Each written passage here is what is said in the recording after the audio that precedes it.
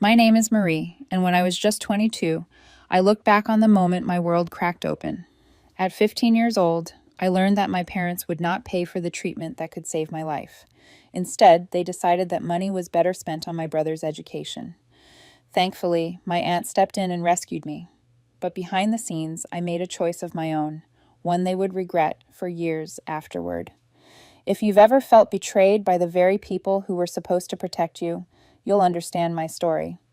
I was still just a teenager when I realized my survival wasn't worth as much as a college degree. I can picture it perfectly.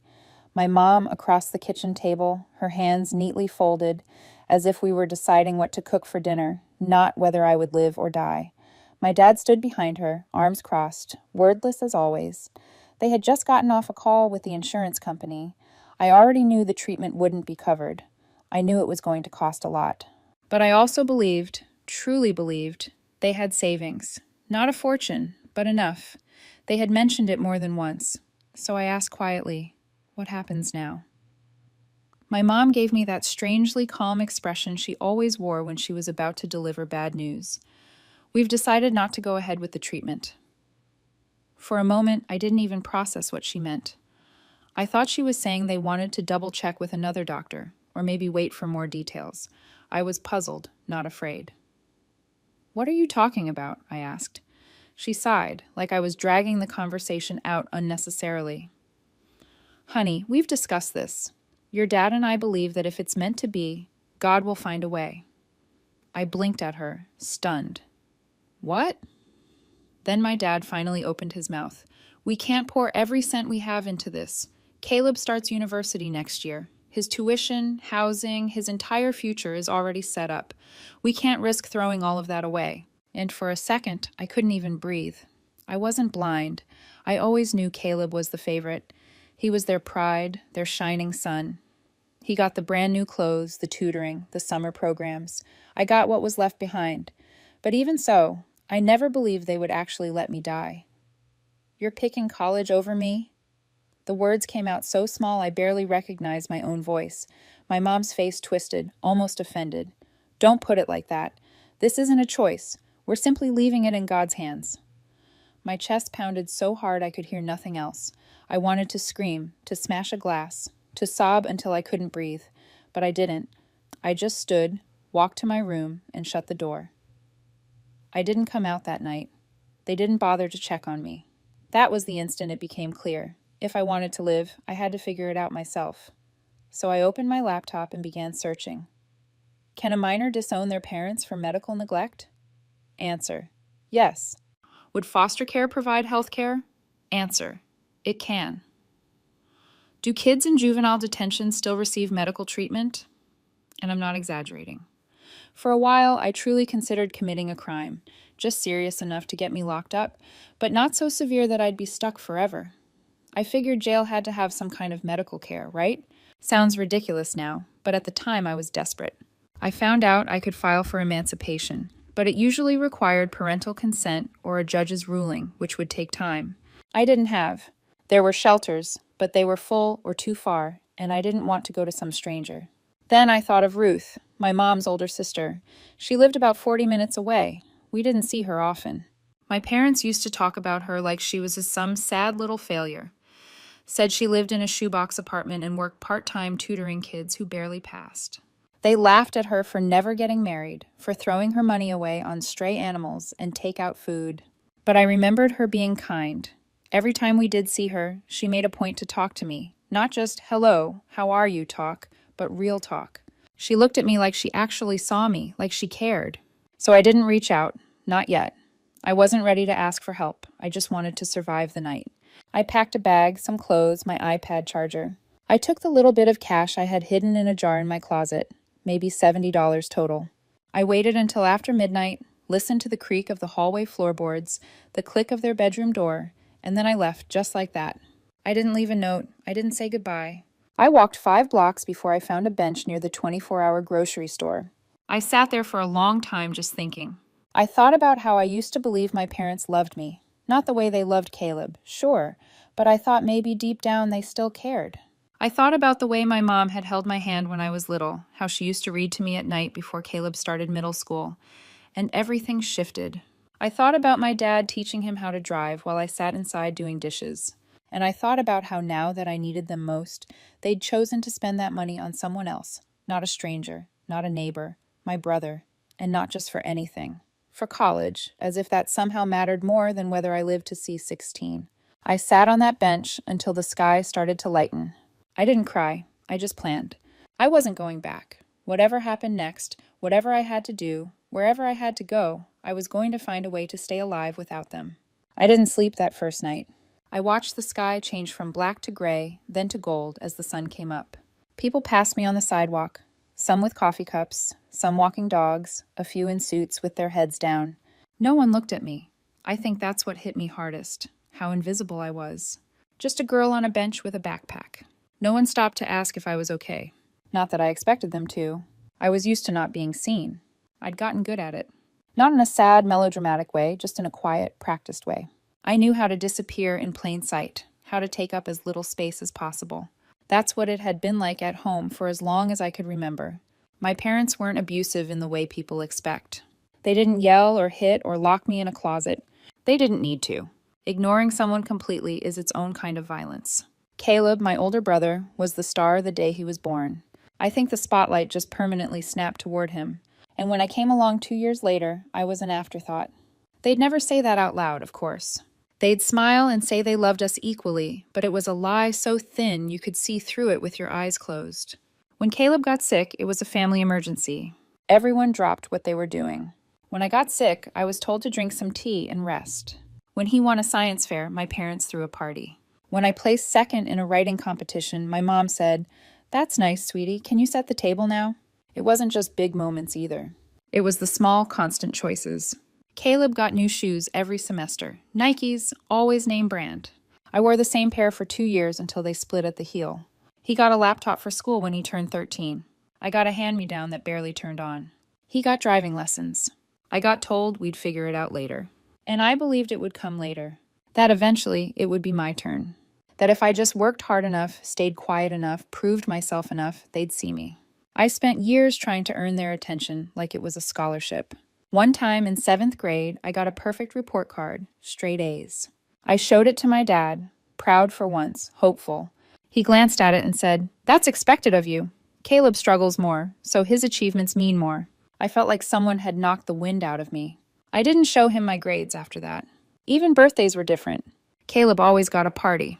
Balloons, gifts, a fancy cake with his name written in blue icing. My 15th birthday, my mom forgot. I only got a text that said, "Oh, happy birthday, sorry, busy day at work." I remember reading it while sitting alone at the bus stop after school. I'd bought myself a cupcake from the cafeteria and ate it while waiting for the ride home. I wasn't angry, not exactly, just numb. But even with all of that, I never thought they'd let me die. That's the part that still doesn't feel real sometimes. I thought they loved me, even if it wasn't the same way they loved Caleb. I thought if it came down to it, if my life was on the line, they'd step up. They didn't. They chose him. But this time, it wasn't over a pair of shoes, or a school trip, or a birthday. It was my life, and they walked away from it like it was nothing. I tried to tell myself they were scared, that maybe they didn't understand the diagnosis, or they were overwhelmed, but I'd seen their faces, calm, steady, resigned. They had known what they were doing. That's what sent me running. Not just fear, but clarity. I wasn't safe in that house, not because they'd hurt me, but because they wouldn't save me. So I ran, and now I was sitting on a park bench with a backpack full of clothes and $73 in cash. I didn't know where I was going yet. I just knew I wasn't going back. For a second, I thought about calling my school counselor, but I knew how that would go. Mandatory reports, child services, maybe foster care, maybe worse. I'd seen enough news stories to know that even well-meaning systems don't always protect kids. Then I thought about Ruth, my mom's sister, the only adult in my life who ever treated me like I mattered. I hadn't seen her in almost a year. My parents didn't like inviting her over, said she was negative and always judging. In reality, I think she just made them uncomfortable because she saw through them. She never bought into the perfect family act. Once, when I was maybe 10, I overheard my mom on the phone with Ruth. They were arguing. My mom said, "We're doing fine, Ruth. You don't need to lecture us on parenting." Ruth's voice came through the speaker, sharp and clear. "I'm not lecturing. I'm just wondering why. Marie looks like she hasn't been hugged in weeks. That sentence hit me like a truck. Guess it was true. She saw me, even then. And now, sitting on a park bench with the morning sun warming my back and nothing but fear in my chest, I realized something. She was the only person in the world I trusted. I didn't know what I expected. Maybe she'd let me crash on her couch for a night or two. Maybe she'd help me figure out how to talk to someone, find a social worker, apply for help. I didn't expect anything more than that because Ruth was poor. My parents never stopped reminding me of that. She can barely take care of herself, my dad would mutter. Lives like a hermit, my mom added. You should feel lucky we provide what she can't. I didn't believe them, not really, but their words echoed in my head now as I pulled my phone from my pocket and stared at her number. My hands shook as I dialed. The phone rang once, twice, then she picked up. Hello? I opened my mouth, and for the first time since leaving home, I felt tears burning at the edges of my eyes. Ruth, I said, it's me, Marie. I waited for her to ask what was wrong, to sound confused. She didn't. She just said, where are you? And when I told her, she said 2 words I'll never forget. Stay there. He was coming. She pulled up 10 minutes later in a faded red car with one window that wouldn't roll up all the way. The moment I saw her, I nearly lost it. My legs felt numb, like I'd forgotten how to stand. I grabbed my bag and moved toward the car before she could even park properly. She got out, eyes scanning me head to toe, like she was checking if I was real. I didn't know what to expect. Shock, questions, maybe even a lecture, but she didn't say anything. Just opened her arms, and I walked into them, like I'd been waiting my whole life to be held. She didn't ask why I was there, didn't ask what happened. She just said, let's get you warm. We drove in silence most of the way. I stared out the window, and she didn't press me. That's what I'd always liked about Ruth. She never forced closeness. She made room for it. Her apartment was small, really small. It was one of those older buildings with creaky floors and windows that rattled when the wind blew, but it smelled like cinnamon and clean laundry, and for the first time in days, I felt something close to safe. I offered to sleep on the floor, that I could just crash for one night, to Max. She didn't even respond to that, just handed me a pair of soft pajamas and said, you're taking the bed. I've got the couch. I didn't argue. I didn't have it in me. That night, I curled up under a warm quilt that smelled like her and let the warmth settle into my bones. For the first time since the diagnosis, I slept. The next morning, I woke up to the sound of eggs cracking in the kitchen. I hadn't heard that sound in a long time. At home, breakfast meant a granola bar and a reminder not to make the counters messy. Ruth handed me a plate without asking if I was hungry. I hadn't realized how starving I was until I started eating. When I was halfway through, she finally asked, are you ready to tell me what happened? I froze. I hadn't planned how to say it. It all still felt unreal, like I'd made it up. I swallowed, put my fork down, and told her everything about the doctor's appointment, about the diagnosis, about how my parents sat me down and said, word for word, we can't afford both, about how they wanted to leave it in God's hands. Her face didn't change as I spoke, but I could see the way her grip tightened around her mug, how her shoulders went stiff and sharp. I told her about the research I did that night, how I Googled whether I'd get free treatment if I was a ward of the state, how I thought about getting arrested just to qualify for care, and how when none of that felt right, I packed a bag and left. When I finished, she was quiet for a long time. Then she said, you're not going back there. It wasn't a question. I looked at her unsure. But your apartment, there's barely room. I know you don't have. She cut me off. Don't worry about what I don't have. Worry about staying alive. We'll figure the rest out. I didn't cry, but something cracked in me that morning. Something I didn't know I'd been holding up all this time. Because she didn't say, let's think about it. She didn't say, I'll call them. She didn't say, let me see what I can do. She said, you're not going back, like it was already decided, like she'd known it from the moment she picked up the phone. That afternoon, she started making calls. She got a list of doctors, clinics, specialists. She asked about payment plans, told them the situation straight. She's 15, her parents aren't paying, I'll cover what I can. When one place quoted a number that made me feel sick, she didn't flinch. She just nodded and said, okay, thank you. Then she started making other calls. I overheard her talking to a friend, asking if they knew anyone who might want to sublet a room, or split an apartment, or even buy a small condo. The next day, I watched her take a folder out of a drawer and flip through paperwork. Deeds, retirement accounts, bonds. She sat with a calculator, silent, making lists. I tried to stop her. Ruth, you don't have to do this, I said. This isn't your responsibility. She looked up at me. Your family, my parents, are nothing to me anymore. She finished. Her voice was calm, steady. You are. That's all that matters. By the end of the week, she'd put her condo on the market. It was a tiny place, but it was hers, paid off, cozy, full of books and memories, and chipped mugs she refused to throw away. And she was selling it for me. She never made a big speech, never said, "Look what I'm giving up." Never cried or asked for anything in return, just said, "The sooner we get you treatment, the better." That's when I broke. I didn't sob, it wasn't messy. I just sat on the couch and let a single tear slide down my cheek and said, I didn't think anyone would do this for me. She came and sat beside me, didn't say anything, just took my hand. That night, I lay in her bed staring at the ceiling, thinking about how differently things could have gone. If I'd stayed home, if I'd waited, if I hadn't called her. I thought about what my parents would say if they knew where I was, what they'd do if they realized someone else had stepped in where they wouldn't. And I thought for the first time about how much power they'd given up when they made their choice. They'd written me off, but I was still here, and thanks to Ruth, I was going to stay here, alive, healing, watching. They didn't know it yet, but their decision was going to come back to them soon. I would do something that would change everything. The first few weeks after my treatment ended were the hardest. People think recovery is this glorious upward climb, like the worst is over and everything just gets better, but it's not. It's messy and slow. It's full of side effects and strange pain and long stretches of feeling stuck between getting better and still being broken. Ruth didn't rush me. She cooked, cleaned, handled the bills, sat with me in silence when I didn't feel like talking, and listened without interruption when I did. She treated my healing like it was the most important project in the world, and somehow, little by little, I came back.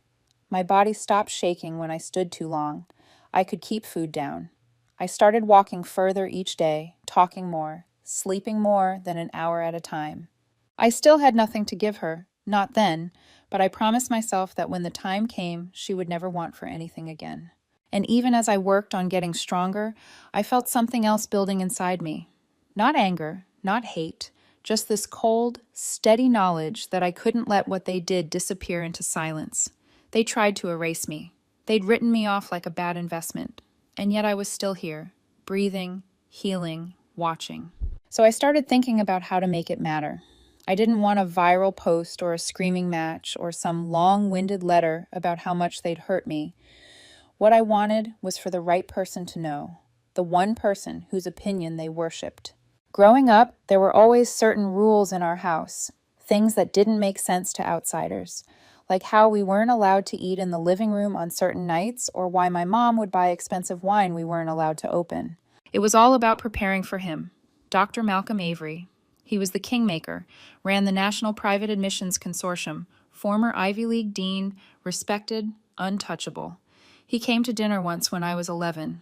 I wore a dress I hated and was told not to speak unless spoken to.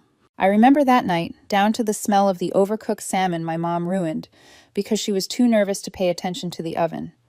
Caleb showed him a science project. My parents laughed too loudly at his jokes.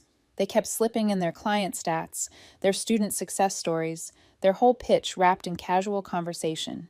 Me? I was there to smile, nod, and stay quiet. After he left, my parents bussed like they'd just seen God. If we get Avery's trust, we're set, my dad said. That's all it takes. They spent the next decade obsessed with that man's approval. So when I was finally strong enough to sit at my desk without my legs shaking, I opened a blank email and I wrote the truth. Not just a will-be-sturdy rant, just facts. I told him who I was, that I had met him once, that I was the daughter of Victor and Melissa Hart, and that when I was 15, I got sick and that they had the money to help me, but they decided to save it for my brother's education. I told him I ran away, that my aunt took me in, that she sold her home, her savings, everything she had to keep me alive. I told him that my parents were still out there running a business based on the image of a loving, principled family, one that put children first. I attached proof, a rejection letter from the treatment center listing the exact cost, a text message from my mom telling Caleb to ignore me. She'll come back when she's tired of acting out, a screenshot of my dad writing. Can't throw it all away on a gamble.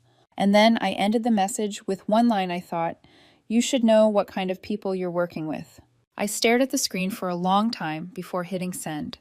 Not because I was scared, but because I knew the second I pressed that button, things would never be the same again. I didn't tell Ruth. I didn't need her to talk me out of it, or worse, to try to protect me from what might happen next. She'd already done enough. This part was mine. It was quiet, clean, private. And when I finally hit send, I closed the laptop, took a deep breath, and poured myself a glass of water with hands that didn't shake anymore. I didn't know when things would start. I didn't even know if he'd respond. But I knew the one thing that mattered most. I had said exactly what needed to be said to the only person who mattered in their world. I didn't need to scream. I just had to whisper in the right ear. I didn't hear back from Dr. Avery. I didn't expect to. But a few weeks after I sent the message, I noticed something strange. The badge on my parents' website, the one from the consortium, was gone. It had always been front and center. They used to brag about it constantly, endorsed by Avery. They'd say he only works with the best. Now it was just missing.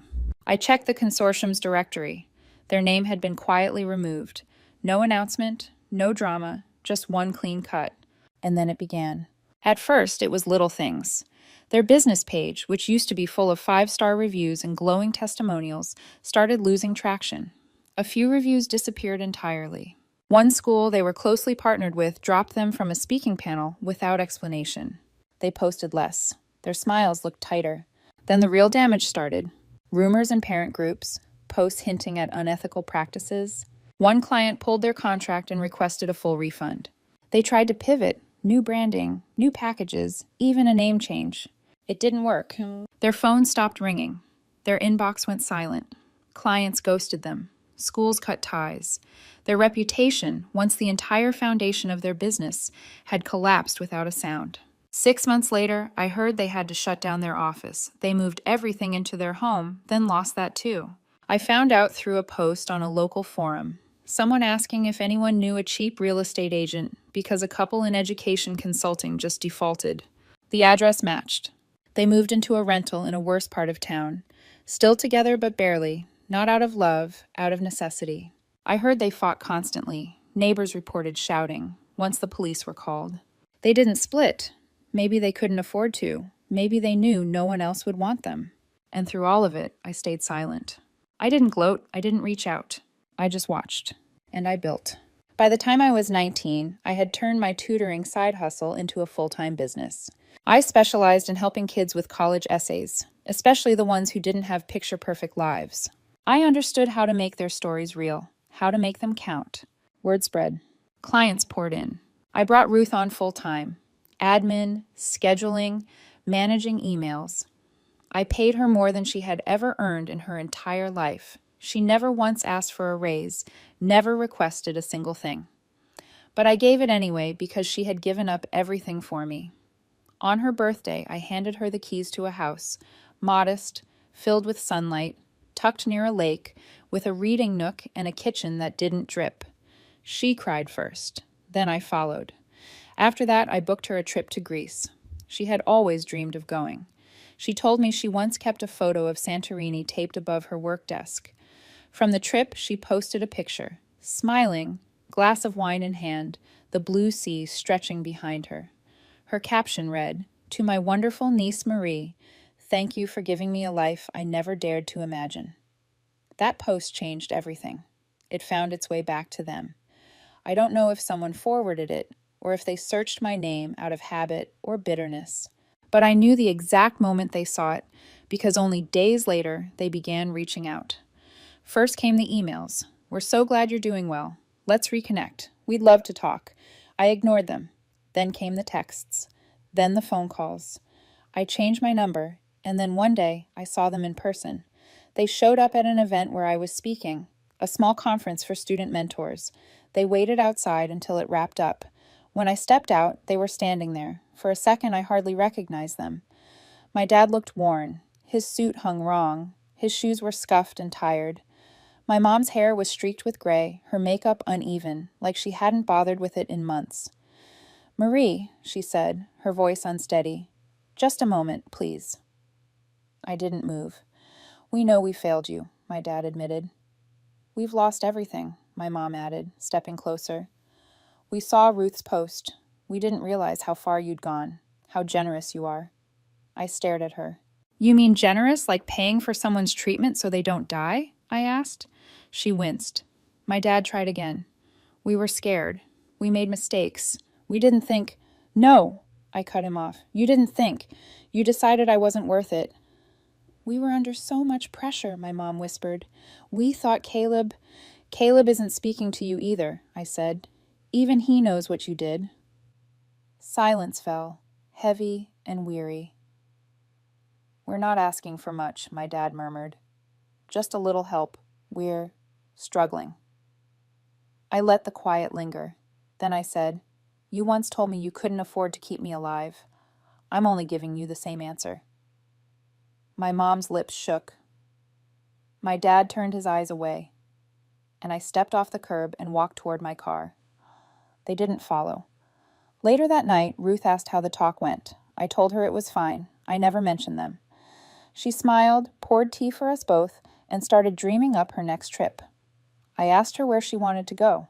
She grinned. Somewhere warm with a hammock. We touched our mugs together, and I thought, not for the first time, I hadn't just survived. I had built a life, and I built it for the one person who believed I was worth saving.